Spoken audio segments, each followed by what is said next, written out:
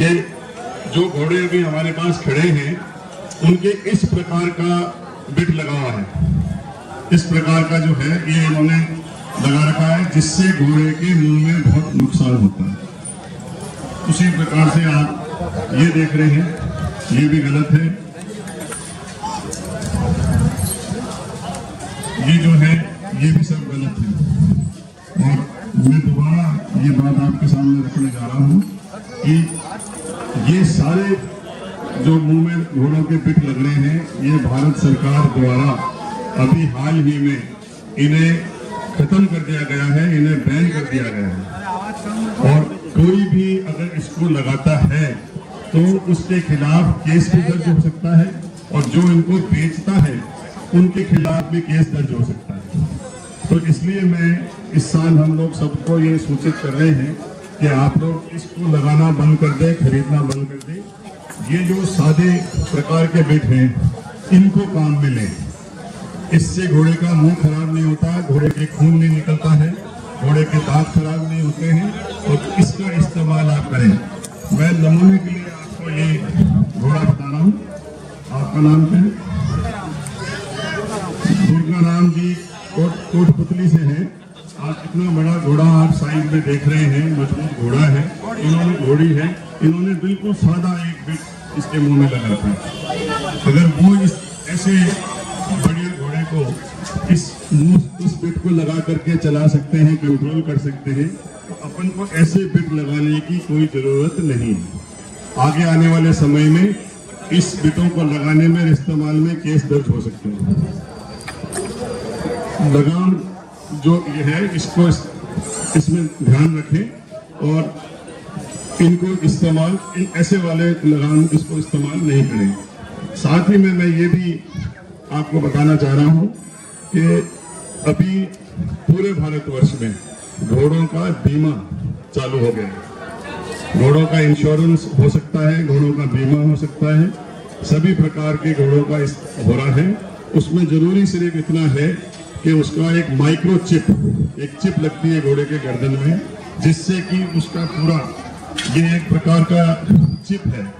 ये नंबर जो आप देख रहे हो, ये नंबर है, ये घोड़े के गर्दन में लग जाती है, और इसको लगाने से घोड़े का पूरा उसकी हिस्ट्री जो है, उसका पूरा इतिहास जो है वो एक ऐसी किताब में आ जाता है। घोड़े के फोटो, घोड़े के पूरा इसका जो निशान होते हैं घोड़े के वो लग जाते हैं, साथ में फोटो लग जाती है। समझा? तो इस प्रकार का ये कागज बन जाता है, जैसे अपने आदमियों का पासपोर्ट होता है, उसी प्रकार से ये घोड़ों का एक पासपोर्ट है। और ये पासपोर्ट बनने से आप घोड़े को ट्रक में ले जाएं, मेले में ले जाएं, उसका बीमा कराएं, कहीं भी कोई बीमारी की बात, जैसे अभी पुष्कर में बीमारी की बात चल रही थी, उसी कागजात पे अपनी एंट्री हो जाती है। ये डॉक्टर साहब जो ये सर्टिफिकेट है ये इसी में लग जाते हैं।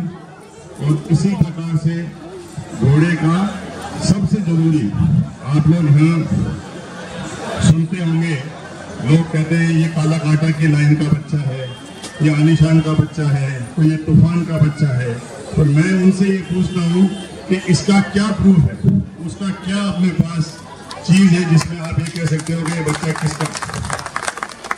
इसलिए ये जो सिस्टम है, इस सिस्टम से डॉक्टर साहब जो है ये घोड़े के आल में से, ये घोड़े के आल में से बाल लेते हैं,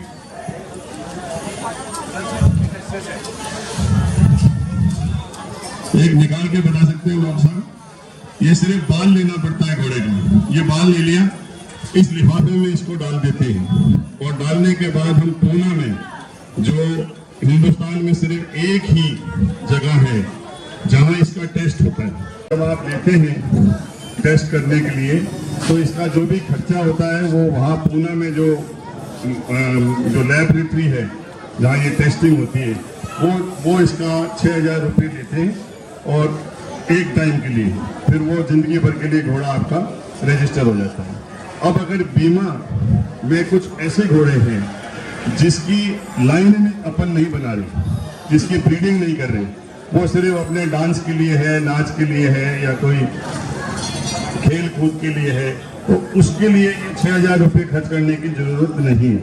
उसके भी यही कागजात बनते हैं, इसी प्रकार के कागजात बनते हैं, यही प्रोसीजर होता है। पर उसमें वो जो नीली छाप होती है बच्चे लेने की, वो छाप उसमें लगी हुई नहीं होगी, वो छाप नहीं होगी। और उसमें यहाँ पर लिखा हुआ होगा कि ये खेल के लिए ये घोड़ा है और इसका खर्चा सिर्फ 3,000 रुपये का होता है इसका। उससे भी ये पूरी जिंदगी भर के लिए ये आपका पासपोर्ट बन जाता है। और भी अगर आपको इस बारे में जानकारी चाहिएगी तो वहाँ आगे वाली रोड के ऊपर टेंट लगा हुआ है, डॉक्टर साहब वहीं रहेंगे 24 तारीख तक। आपको किसी को भी कोई जानकारी लेनी हो, कुछ पूछना हो तो आप वहाँ जाएं, इनसे बात कर लें, वहाँ पूरा प्रोसीजर है, आपको समझाएंगे। डॉक्टर गुरविंदर चौधरी आपका नाम है और हमारी संस्था के सचिव रावल साहब देवेंद्र सिंह जी नवलगढ़, ये हमारे डॉक्टर नवीन परिहार साहब, जिनको आप लोग में से बहुत जानते ही होंगे, यहाँ इसी इलाके में काम करते हैं। इन सबको इसकी पूरी जानकारी है। ये आई हुई है बाहर से। These are illegal. These bits are illegal and they are cruel.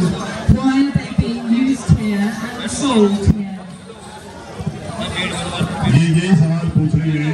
ये कह रही है कि कल जब हम घोड़ों से निकले और घोड़ों के दुकानों पे गए तो हमने इस प्रकार की सारे जो ये लगाम पे लगाते हैं अपन ये सब देखे और हमें ही मालूम है, आज हम भी ये जानते हैं कि पूरे दुनिया में इसको लगाना गलत है और भारत में भी कानून बन चुका है इसके खिलाफ। तो ये क्यों लगा रहे हैं आपके लोग, ये बार बार ये पूछते हैं। तो आप में से कोई जवाब देना चाहेगा इनको कि ये क्यों लगाते हैं आप लोग अपने घोड़ों पे, ये क्यों लगाते हैं, इससे क्या फायदा नजर आता है आपको? चाहे वो गलत हो, अच्छा हो, कुछ भी हो, तो आप में से कोई कुछ कहना चाहे तो बताइए। ये सिर्फ बदमाश घोड़े होते हैं, ये इस लगाम से ही डरते हैं, इसीलिए लगाना पड़ता है इसको।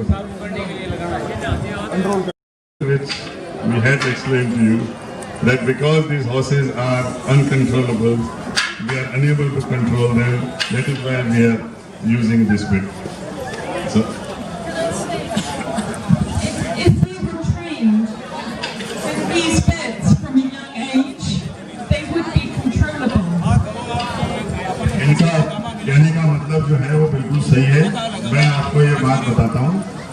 देखिए, अगर कोई अच्छा घुड़सवार है, अच्छी ट्रेनिंग करने वाला आदमी है, तो चाहे कितना भी बदमाश घोड़ा हो, कैसा भी घोड़ा हो, वो आपके इस सादे बिट पे आराम से चल सकता है, ऐसी कोई बात नहीं है।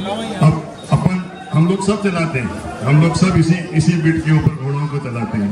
हम जब आपके इस मेले से घोड़ा भी खरीदते हैं और उसके अगर ये बिट लगा हुआ होता है, ये लगाम होती है, तो हम उसी वक्त उसको कहते हैं आदमी को कि भाई ये मुंह में से निकाल दो और ये लगा दो।